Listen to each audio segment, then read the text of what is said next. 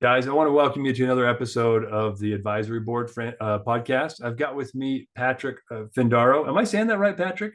Yeah, you've got it. Okay, so I sometimes I might have an accent somewhere. Patrick's with Vetted Biz. Let me tell you a little bit about him, guys, and I'll let him tell you a little bit about him too before we get started on this cool topic of data in franchise systems. What do you need to know? This is going to be pretty cool. He's the co-founder of Vetted Biz, which is the largest online database of franchisor or franchise system and franchisee data.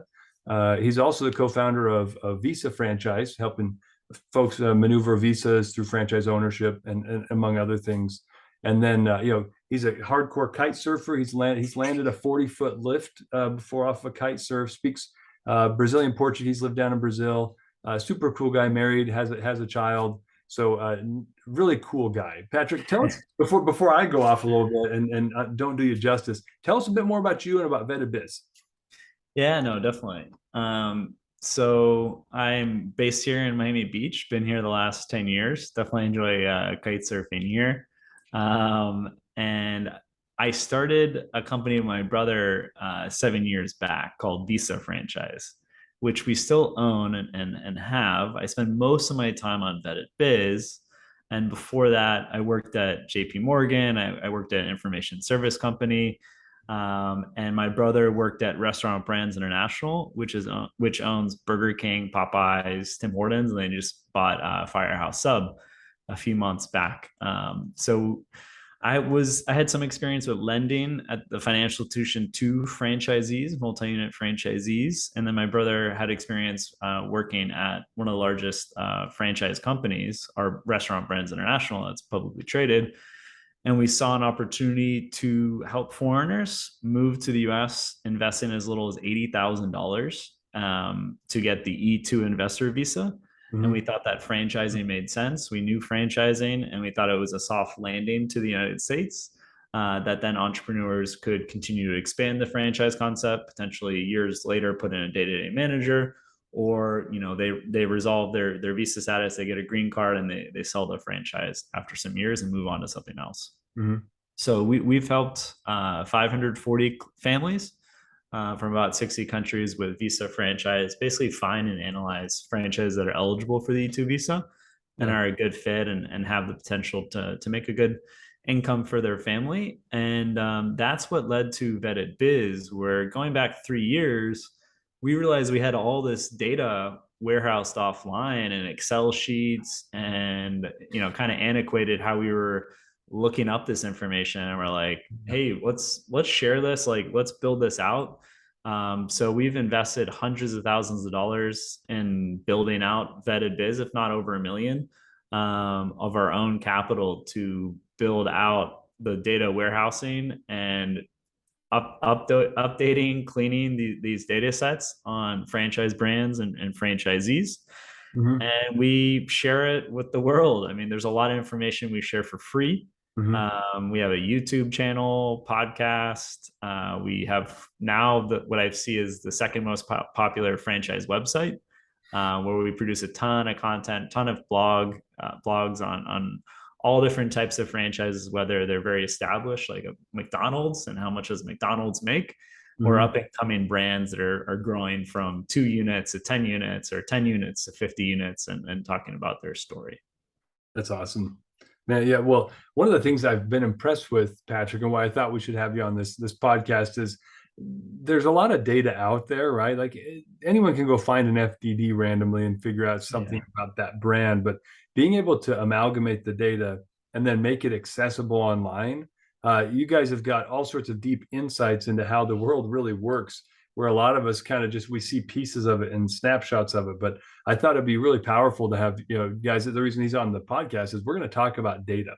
Like what type of data should you as a franchise system be paying attention to understand benchmarking, to know key metrics you should be paying attention to know what type of information everyone wants to get the holy grail of multi-unit owners, but there are certain data points that multi-unit owners care about.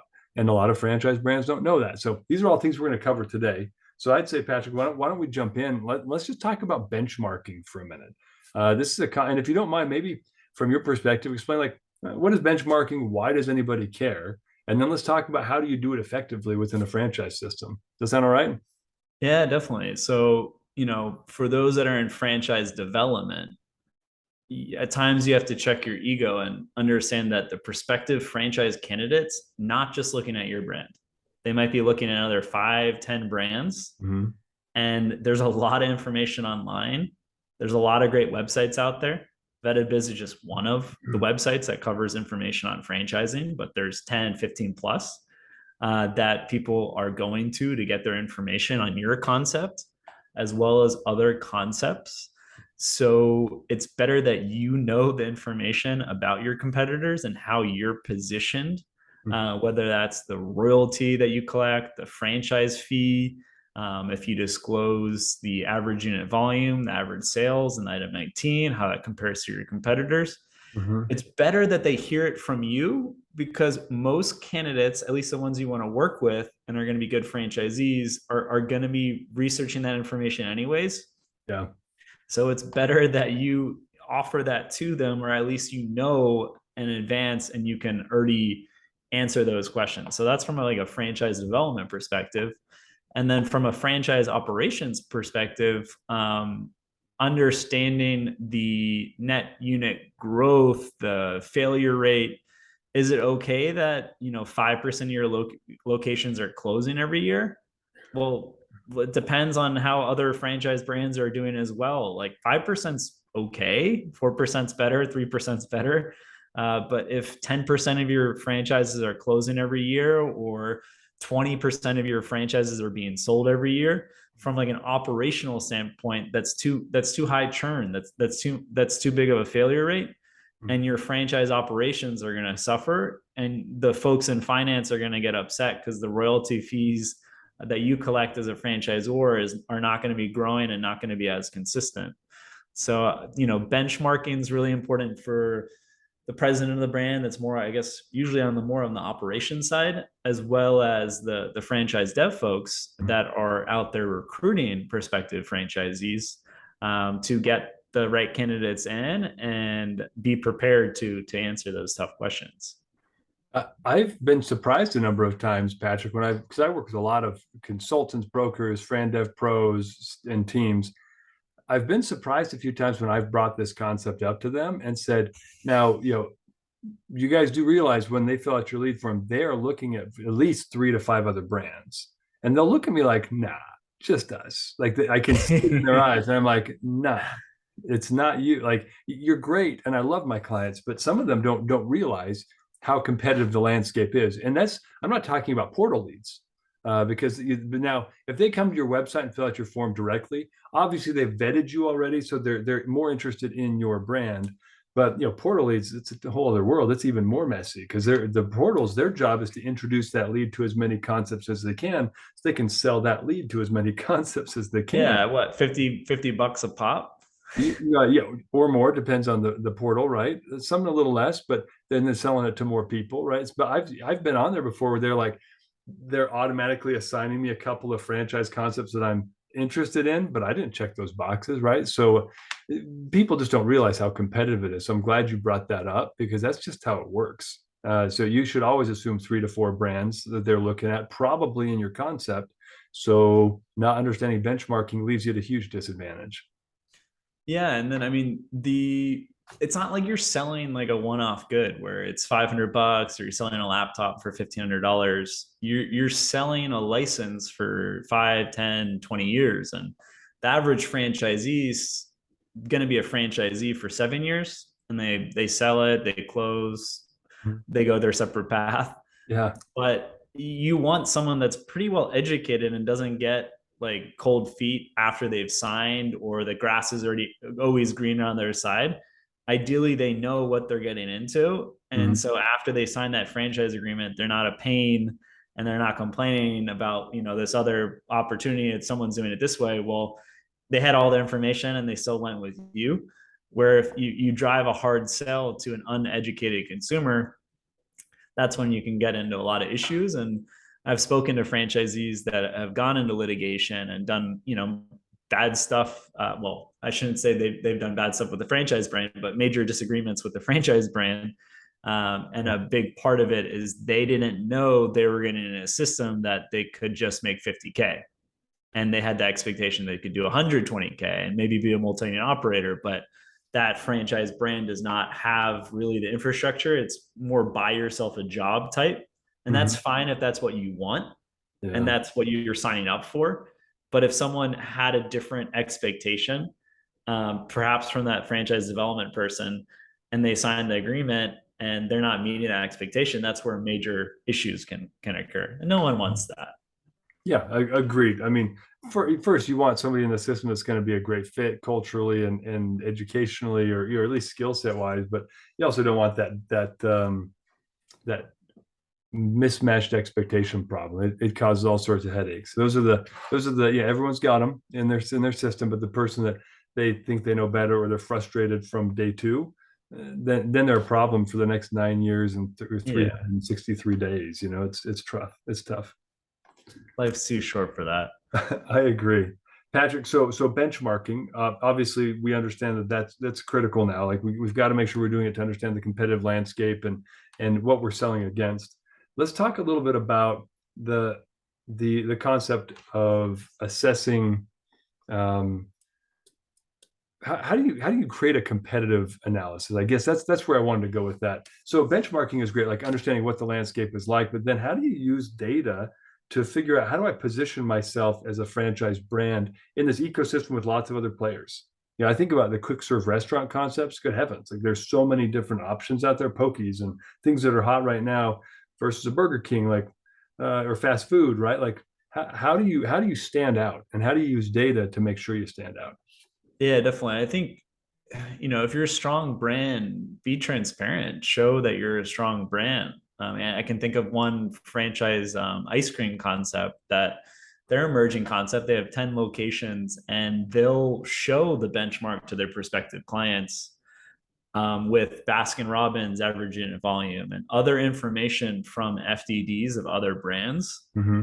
the franchise fee, royalty, average unit volume. And it's like, there's 6 or 7 other concepts and you can see for yourself kind of where they line up. But I think if you're not disclosing financials, you're creating issues for yourself because the prospective franchisee isn't going to make a decision without being comfortable, and you might have the franchise development person's job is going to be harder, and they might enter into the gray space or the black space in terms of providing financial performance, or syncing with one franchisee that's doing really well or two franchisees that are really doing well financially, and then that franchisee thinks that everyone in the system's like that.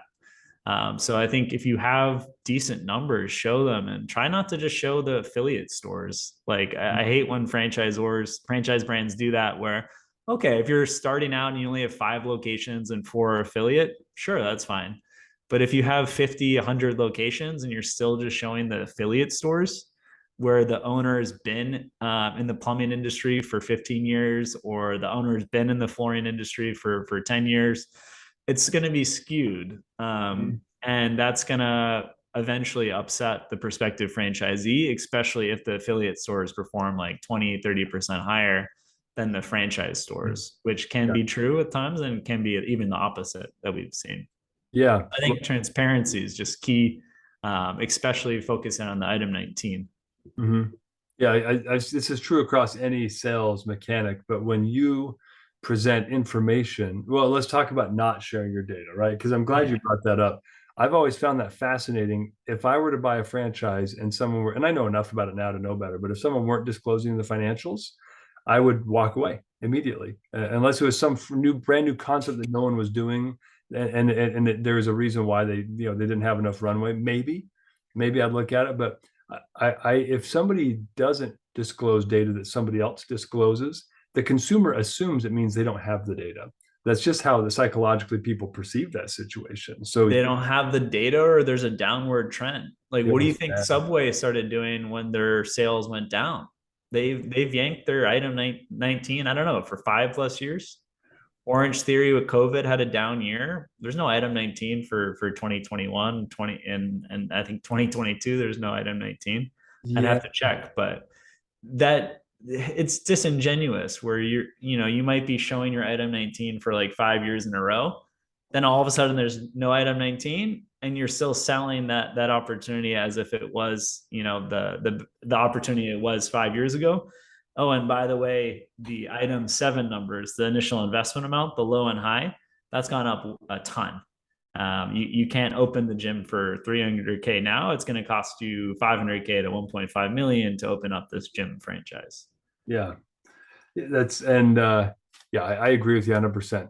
Without showing it, the savvy buyers, here's the thing: the savvy buyers, the ones you want in the system, are going to walk, and then you're going to keep the folks, and they're not all going to be lower tier performers, but you're opening the door to filter out unintentionally the top performers that you should probably want to have in your network. So I think what you're sharing is super sound. So any other thoughts on that as far as like key data perform, like how else do you compare, or like let's say I love to compare the royalties collected versus the franchise fees collected. So, ideally 80, 20, 90, 10 in terms of royalty fees collected to franchise fees.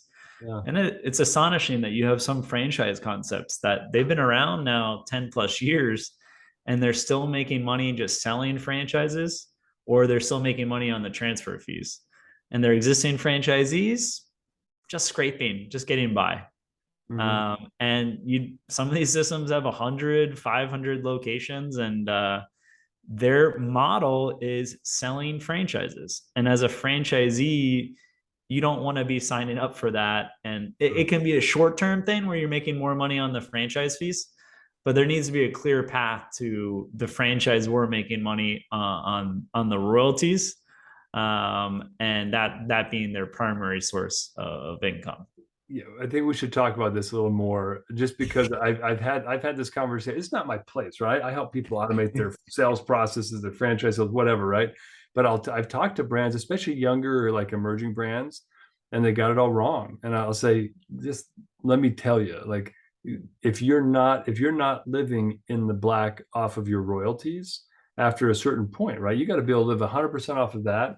Our founder, like his whole motto, and because he started multiple franchise brands, is like if you can't live off of the royalties, then you're doing it all wrong. And so like you don't even count the franchise fees in your budget, like you're as a revenue. Yeah, it's a wash. It should be on acquiring the candidate and the training, and then there's not really, most brands don't anticipate that, and they're much more focused on making the Money, money, profit from money. the royalties. That recurring revenue is also going to be more valuable. It's gonna, if you want to sell one day and you're not passing the franchise system on to your kids, the multiples are crazy. Like Wingstop, I checked, it's trading at 20x the royalties that they collect. Where if you're just making most of your money from the franchise fees, you're not going to get a great valuation when and if you choose to sell your franchise system. Yeah, and there's another dimension to this too. Well, what happens to the corporate team when you don't have enough money coming in through royalties? You can't invest in the corporate team, which means you don't have enough support for your franchises, which means unit level success isn't as high as it probably should be. And turn forward, let's say 400 units. I know folks that are operating and they have 300-400 units, and if they don't sell franchises at a certain clip, they might have to go belly up. Like Oh that's wow. that's terrifying. Like I can't even imagine living like that. It's like living paycheck to paycheck, but you live on Malibu Beach, right? Like it doesn't make any sense to me at all. So yeah, amen, brother. Like preach on. Make sure 80/20 rule is in place with your royalty versus franchise fees. It won't be that way when you're an emerging brand. It just can't be, right? There are almost no royalties and you're got a bunch of franchise fees, but it should be leveling out. I like that 80/20 rule a lot. Yeah, and it comes down to just, are the franchisees making money? And that's a big difference between like the private equity funds that are like growth capital, where they're really helping the franchise brand grow from like 150 units to 500. Maybe Mhm. they IPO, or Yeah. maybe they sell to even a bigger fund down the line, but they're looking to grow. And then you have all the other ones that it's just like it's a leverage buyout, and they're going to try to extract as much money from you as the franchisee as legally possible. And those brands that are just going to be toxic and toxic environments. So that's a big thing to look at. What's the intention of the owners? And are they focused on unit level economics for you, the franchisee? Mhm. Or are they looking to extract out and have a related entity that the ad fund goes to their related marketing firm, and that they're also getting tons of money on marking up goods to you, and they're also getting the royalty fee? So that's definitely the minority of cases, and I don't want to paint like a dark picture for franchising, Mhm. but there are some groups that they're looking to extract out as much from you, the franchisee. Sadly, definitely minority. Mhm. And then you have other ones that it's amazing. They're looking to grow the franchisee's profitability. How can we help you? How can we add on another location for you? And let's make you a millionaire. And Yeah. I really want to understand your numbers, and let's increase your top line, but also your bottom line and how much you're making. So you can hopefully reinvest and open up another location because the business is so good. Yeah, yeah, totally different. Now, how do you see that in the data? I guess because these are the right concepts and philosophies, but that it's hard to extract that. Validation calls, I think you get that as a franchisee. Yeah. But where else can you see indications that that's the way the organization is aligned in the data? Average unit volume growth. Are they growing low double digits year over year? Is there negative average unit volume growth? Mhm. And for a retail location, if you're making less than 400K across your franchise system and people are signing a lease and they're going to have to improve the space, I don't see how you don't, become basically you're only able to work in that business and not add other locations because just the margins aren't there. Like Yeah. a Subway, the EBITDA on a Subway is like 20 to 30K. Like if you have a full-time manager in a Subway, you as the owner can make like $20,000 from that. It's not practical. So the owners are working in the store so they can make 80K, 90K. So if you're doing under 400K and it's a retail type business, it's not like a property management or service based franchise concept. For me, that's a big red flag. And there are exceptions, of course, especially if it's a high margin service based business that has a retail presence, and you're clearing 20-30% profit margin. Yeah. Okay. But if it's a food concept or a gym that's doing less than 400K, my antenna would be up. That's a big red flag. If you're and that's just one indicator, average unit volume, but that's one that it's hard to sugarcoat. Yeah, that's a good one to look at. Yeah, thank you. Well, one of the concepts that we were going to talk about, Patrick, which is important, I know it's the holy grail in franchise sales, is every franchise organization wants multi-unit owners. And yet, as you and I were chatting, you'd mentioned like there are specific things multi-unit owners are looking for. And so if you're not showing these things, then they're going to go look elsewhere because these are savvy buyers that have got experience, often multi-unit, multi-brand owners, right? And so they're they're now looking for specific indicators that they can rinse and repeat with your concept that they've done with others. So tell us a little bit about that. What would a multi-unit owner be looking for in the data so that franchisors can prepare that? Definitely. And we've helped some franchise brands in the past and currently working with a few groups identify existing franchisees, and they might have two brands, and they might have 5 locations or 50 plus locations. Mm-hmm. And you're a franchise brand, you're looking to sell into that franchisee group. First off, they're sophisticated. They know the numbers, they know franchising. They can make a decision much quicker potentially than someone that's leaving corporate America, as Mm-hmm. well as they're used to taking assessed risk. So, in terms of levering up, they probably have multiple SBA loans, or maybe they've refinanced after hitting the 5 mil top. So they understand the financial aspects, taking assessed risk. And they're going to look at your brand's history, who the founders are, what the net growth rate has been. If there's a net decline, forget about it. It's going to be super difficult to sell to a multi-unit franchisee if your franchise system's not growing year over year. And then the unlevered payback period, less than 5 years for them to get their capital back, ideally less than 4 years to get their capital back.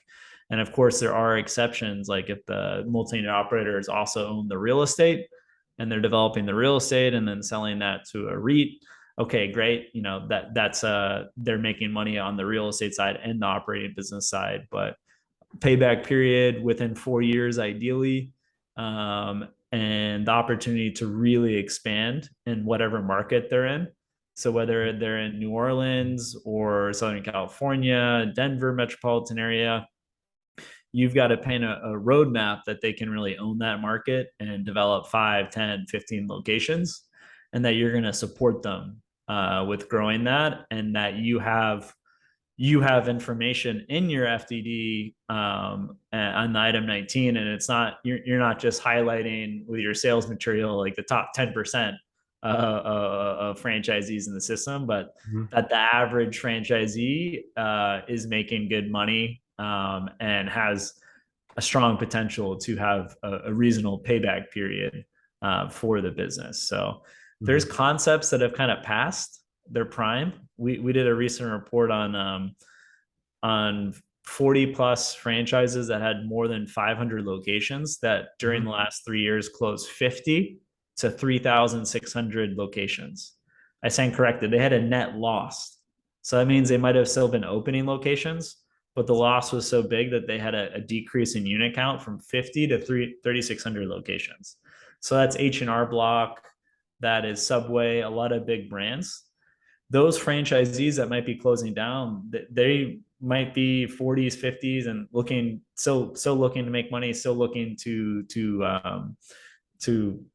have a franchise with a different brand, or potentially it could be someone that their franchise agreement's coming due, and maybe you have a business that would fit well in an H&R Block space, and your average unit volumes are double, triple what an H&R Block does, or using Subway as an example. So you as a franchise development person can go in, talk to that franchisee, hyper focus. Hey, I saw your square footage. We really like that. We like it for what our concept is. This is what our concept does. A little background about us. You hit Mhm. them up on LinkedIn. Would you like to have a further conversation? We'd love to get into the Denver market. Mhm. So it's definitely not for every franchise brand. If your brand is more, buy yourself a job and you don't have anyone that has more than one territory, it's Mhm. going to be difficult to sell to a multi-unit franchisee of a different brand. But if Yeah. you've already proven yourself and the unit level economics make sense, then it's an amazing untapped arena that not many people focus on. And there's over 200,000 franchisees across the United States that if you have a legit brand and you're able to get in contact with them, they could be great franchisees in your system. Hmm.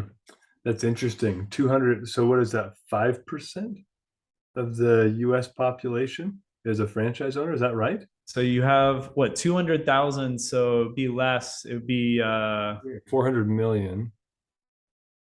so you have it would be like less than it'd be like 0.5%. 45. So I was off by a decimal. Yeah, sorry. So Oh, every wow, that's a huge yeah, number. I guess every 200,000. other, or sorry, yeah, and 200 people in a crowd of 200 people, one person is a franchisee or at least owns part of a franchise brand, a franchisee.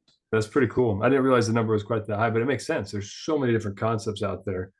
Yeah. So Yeah. Our what? last count is over the last 30 years, there's been like 8,000 franchises that have, yeah, basically had locations, but you have some that are continuing to grow, but growing just with existing franchisees. So like a Five Guys. So they're Mhm. not really recruiting new franchisees, fresh blood, if you will. Yeah. And then you have other concepts that are still old brands that continue to grow and recruit um, new franchisees like a Jersey Mike's, as well as existing franchisees within their system.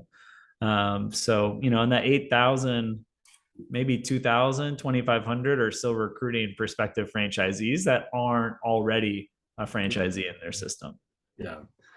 That makes sense. That's the easiest one, right? Buy more rather than buy new. Yeah. Exactly.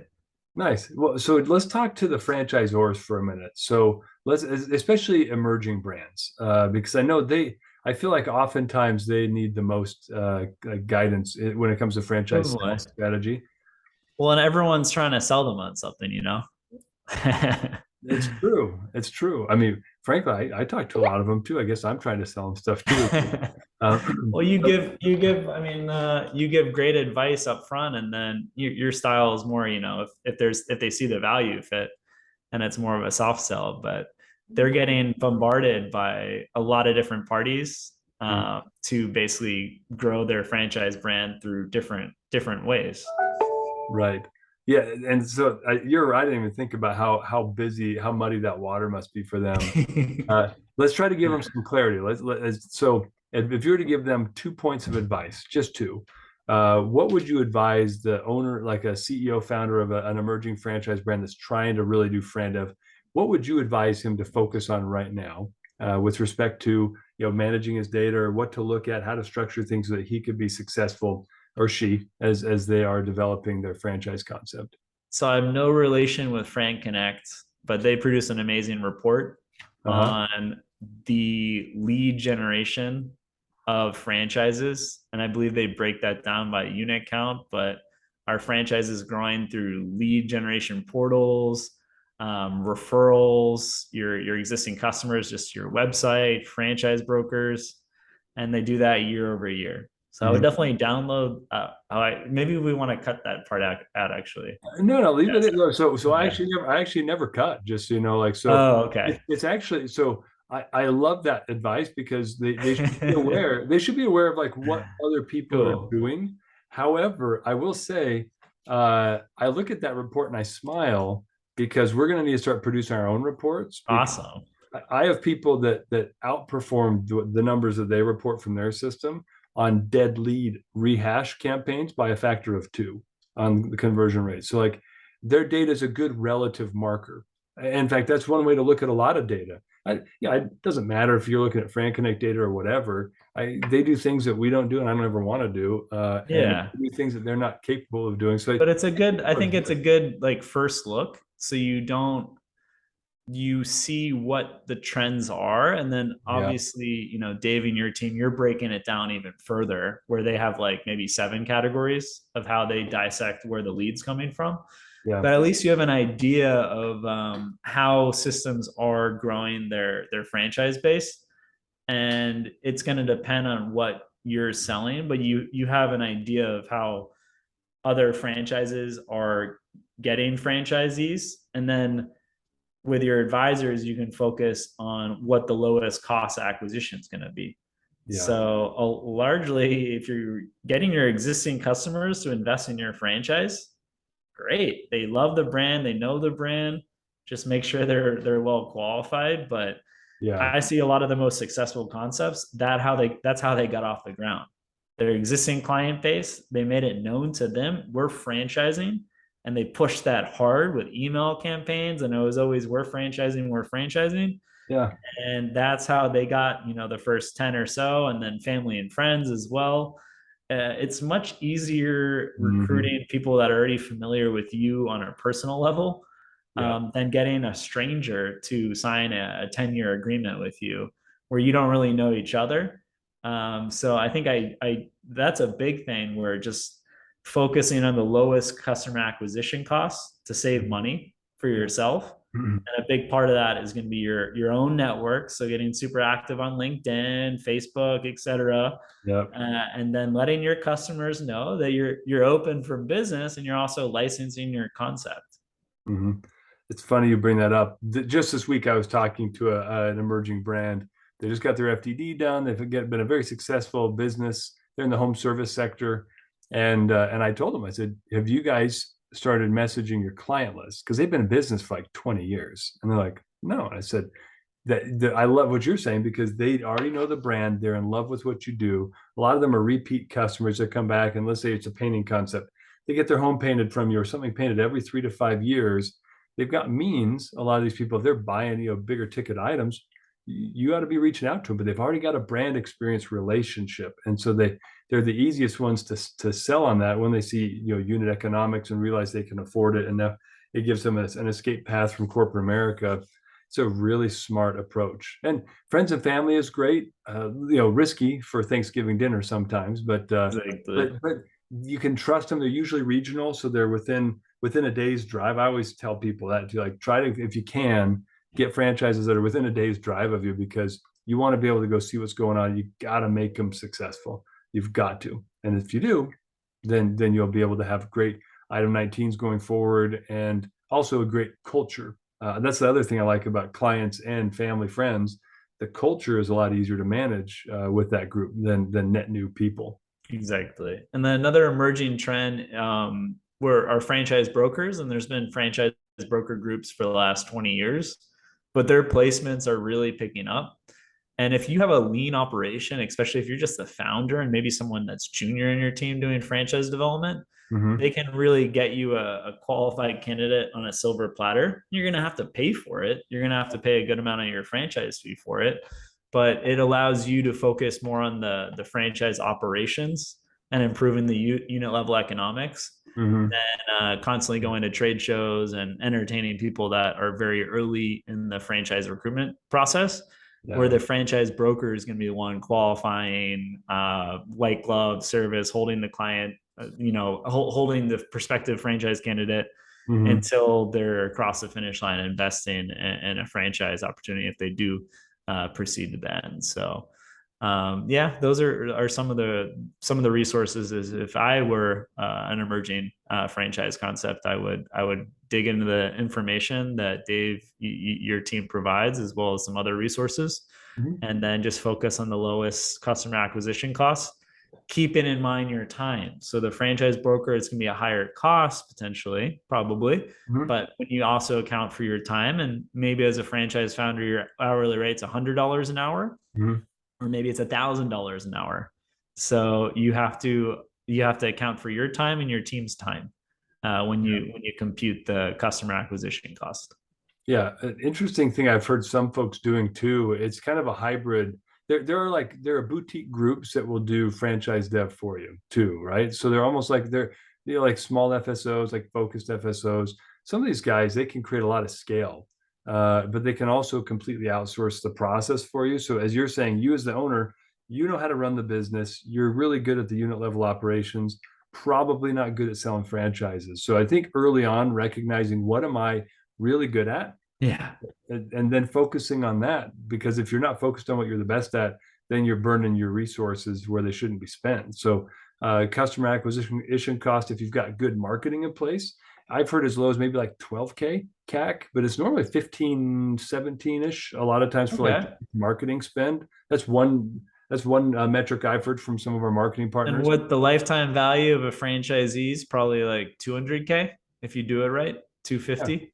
So that's not bad. it's not bad. You got to deliver, but And you got to have your marketing set up to do that. But if you compare that then to, let's say, your franchise broker fee of 20K, some people say, well, that's not right. Like, I don't want to pay that much. And then you say, well, how much would you pay your marketing director? How much would you pay your franchise sales guy? yeah. Like, once you start adding all this stuff up, then you say, sometimes it's actually way cheaper, depending upon the franchise fee you negotiate to go through a broker or go through an FSO. That's why a lot of the brands I work with, they do those things and they're very successful. Just have to manage them and educate them so they're bringing the right candidates to you. Because if you don't educate the broker networks right, they'll bring you candidates, but they'll be the wrong ones. And then you'll tick them off and alienate them. And then that whole network will shut down because you're not closing deals. Yeah, I'm a big fan of like trying out a few options. The founder of DuckDuckGo, Gabriel, I'm pulling up the name, has a book that is incredible. It's what's it? It's called Traction by Gabriel Weinberg, and it's like there's only 21 ways to market and get a client, and it can be trade shows, or in the franchise concept, it can also be franchise lead portals. It could be Mhm. Google Ads, could be Facebook ads, could be LinkedIn organic. So there's about 21 ways, and like working with your cohort trusted advisor, as well as if you have a board, it's like figure out maybe 3 ways, 4 ways, and then test them hard. And then you're probably going to hit periods where you move on to another path, where once you have 20 franchisees, then you switch tactics. Or Mhm. once you have 50 franchisees, then you switch tactics. Yeah. So understanding there's only about 21 different ways, channels that you can get a prospective franchisee. Um, and figuring out, all the data, and Dave's going to know a lot more of the customer acquisition costs, but figuring out the way that works for you and making bets, but also like setting parameters like, okay, we're going to test this out for 3 months, and then we're pulling the cord if it doesn't work. Oh yeah, yeah. I love it though.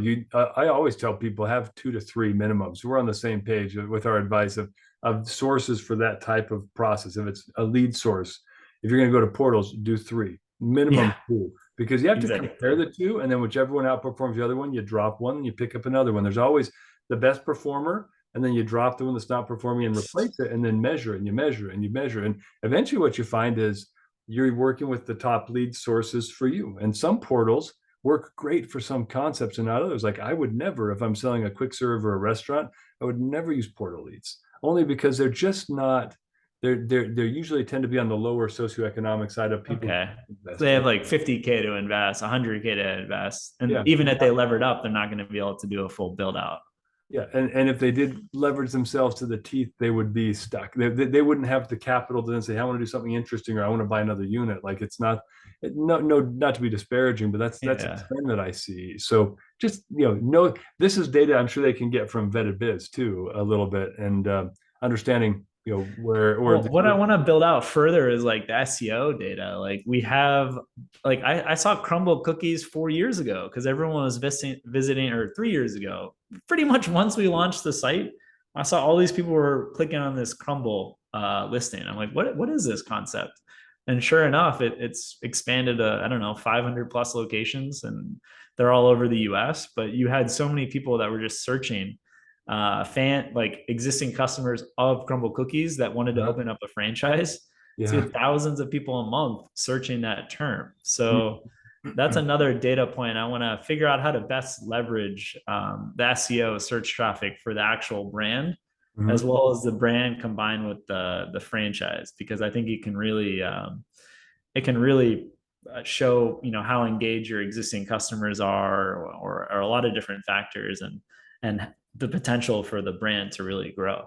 Yeah. Well, and think about the competitive value of if you're there's a big cookie war going on right now with some other cookie I concepts, but saw that if in I your if home I state. if I yeah, I know there are funny billboards all over the place. No But, way. yeah. Oh, it's killing me. It's killing me. It seems like a joke because you have yeah, I mean, you have a few cookie franchises, and one of them does incredibly well, average unit economics, and the rest maybe are like one third or one quarter, or at least not more than half the Uh-huh. average sales. So it's just like it's not the same competition.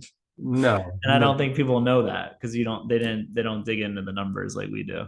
no. Well, it's consumer marketing really that they're pushing out like, oh, sue us, go ahead. Like our cookies are better. Like it's so a little childish, but I'm okay with Definitely. CEOs duking it out on billboards. It cracks me up. Definitely. That's Well, entertaining. I think in summary we should wrap, but this has been great. Good insights, a lot of data points that people should be reviewing, specifically looking at how you're benchmarking, how you're finding competitive metrics to talk to you, to have talking points so you can sell your concept Yeah. in a sea of similar concepts. And then at the end, talking some of this advice is just stellar, guys. You've got to take note, listen to it again from Patrick, but good ideas about where to get some good industry trend data, how to react to that industry trend data, and also how do you as a franchise owner focus your attention in FranDev so you don't diffuse it too much and then not focus on unit level economics. That's golden advice. And yeah, I mean, it's been an awesome conversation. And just thinking about the FranDev folks, I've seen people that stay at the same brand 5, 10 years, and other ones that hop around. And I think part of it is you get into the franchise brand and you realize this is tough to sell. Like this wasn't what I signed up for. Like, Yeah. shoot, people aren't super happy. The numbers don't really make sense. And then they leave. And to the extent that before you accept that job, that you can better understand the numbers and understand how hard your job is going to be to sell that concept, Yep. you're going to save yourself a lot of time and potentially money before you accept that offer at that franchise brand. Hmm. Yeah. If only there was a way where online they could find that data. Geez, any ideas, Patrick? We got to look. You can definitely go to Vetted Biz, and there's other websites out there that you can download the raw FDD, Yeah. There's the state databases, or other ones, like Franchise Grade that has information on franchises, FranChimp, that have directories of franchises, and oftentimes you can get the sales information, or at least download the FDD and dig it out there. Yeah, well, I appreciate you. You kind of deflected the shameless plug there, but I appreciate you offering up some other solutions there. Pat, Definitely. I prefer when people go to the competitors and choose us. That's a nice working relationship when that happens. yeah, well, back to that concept of educated. You want to educate the consumer so they buy the right thing. So I appreciate Exactly. it. I appreciate your time. You've been great, Patrick. Thanks for all the insights today. And guys, make sure you listen to Patrick's advice and check him out on LinkedIn. If you're looking for the data, Vetted Bid is a great site, and see if they can help you out. So thanks again, Patrick. Appreciate you. Thanks.